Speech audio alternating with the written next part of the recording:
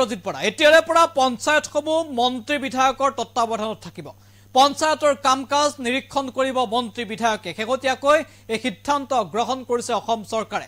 পঞ্চায়ত নিৰ্বাচন অনুষ্ঠিত নোহোৱা পৰ্যন্ত পঞ্চায়তক লৈ আহিছে কেইবাটাও জৰুৰী নিৰ্দেশনা। এই খবৰ নিশ্চিতভাৱে সকলোৰে বাবে গুৰুত্বপূৰ্ণ, কাৰণ পঞ্চায়তসমূহৰ বাবে কেইবাটাও জৰুৰী সিদ্ধান্ত গ্ৰহণ কৰা হৈছে। বিগ আপডেট এনি টক্সৰ দৰ্শকৰ বাবে লৈ আহিছো। আমি জানাইছো গুৰুত্বপূৰ্ণ খবৰ, এতিয়াৰ পৰা মন্ত্ৰী বিধায়কৰ তত্ত্বাৱধানত থাকিব পঞ্চায়ত। পঞ্চায়তৰ কাম-কাজ তত্ত্বাৱধান কৰিব মন্ত্ৰী বিধায়কে। ৰাজ্য চৰকাৰে গ্ৰহণ কৰিছে এটা অত্যন্ত জৰুৰী সিদ্ধান্ত।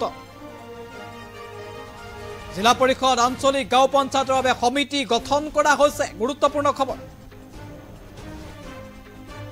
জিলা পৰিষদৰ অধ্যক্ষৰ দায়িত্বত থাকিব অভিভাৱক মন্ত্ৰী।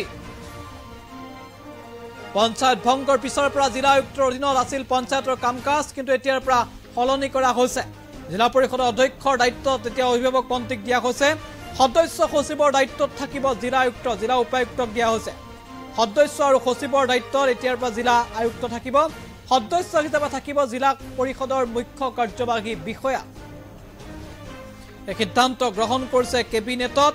আঞ্চলিক পঞ্চায়তৰ অধ্যক্ষৰ দায়িত্বত থাকিব স্থানীয় বিধায়ক। অতিৰিক্ত মুখ্য কাৰ্যবাহী বিষয়া, সদস্য সচিব, চক্ৰ বিষয়া সদস্যৰ দায়িত্ব দিয়া হৈছে। গাঁও পঞ্চায়তৰ অধ্যক্ষৰ দায়িত্বত থাকিব চক্ৰ বিষয়া, চাৰ্কুল অফিচাৰৰ দায়িত্ব দিয়া হৈছে।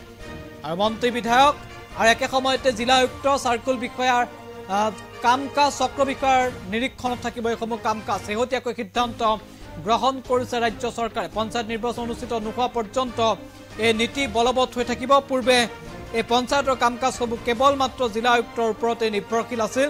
এতিয়া তাত কিছু সাল সলনি ঘটোৱা হৈছে।